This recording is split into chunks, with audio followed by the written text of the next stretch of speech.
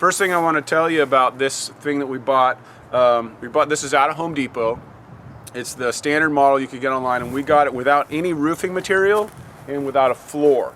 So we're building our own floor. So if you come over here, basically what it calls for in the plans are 4x4 pressure treated skids. We're using 4x6s mainly because they didn't have any 16-foot 4x4s. And I also think, you know, it's just going to add that much more structural integrity to the barn. We're just going to go ahead and build the frame and level it out, and then I haven't even decided whether we're going to go right on the ground or whether we're going to put little pier blocks underneath it.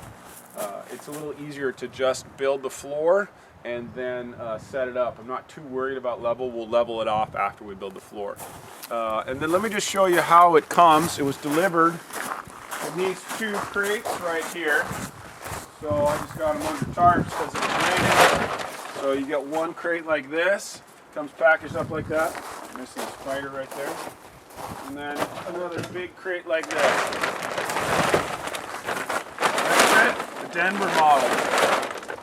So without further ado, we'll keep building. We'll just stop and show you little pieces as we go.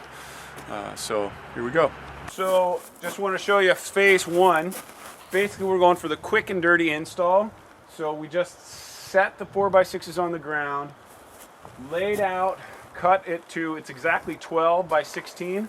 So we cut all these guys to 3 inches minus 12 foot wide, and then laid it out and put our 16 on center studs in, floor joists, and then nailed it down to the 4x6s, and we just got sort of temporary shims up. Now we're going to level it out. So I'm going to show you this little technique that we're using to level and lift the beams to the floor joists.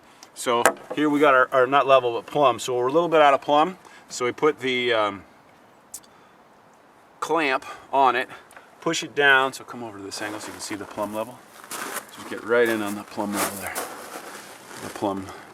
Okay, so we push it down, levels it out, and then I usually have Corey here holding it, and then I'm just gonna nail this down. You lift her up a little bit, yeah.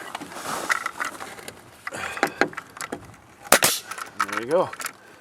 And then we did that all the way around to level out these runners. Okay, that's it. Okay, so at this stage, what we've done is we used the laser level. So right there, you can see the laser level.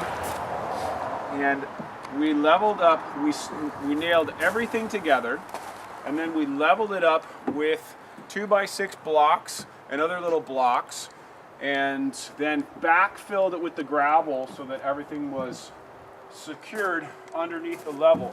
So if you can just see right here, that's 2 inches off of the board. And this right here is 2 inches off of the board. So super easy and fast way to put in a shed foundation. You just build the frame and then jack it up. We just use pry bars and little pieces of wood and then backfill it with gravel. It's not going to be perfect, but you know, you can always do it again. You can stick a floor jack under there or a pry bar and jack it up, put a little more gravel in, stick another 2x6 pressure treated wherever you need. And then there you go. So quick and dirty foundation for a shed. And then now we're just going to nail off the sheathing. We're using these right here, ring shanks. So ring shanks have these little ridges on them. So they're not quite as good as screws, but they'll work really good to hold this flooring in for a quick and dirty shed setup. I think that's it until our next stage.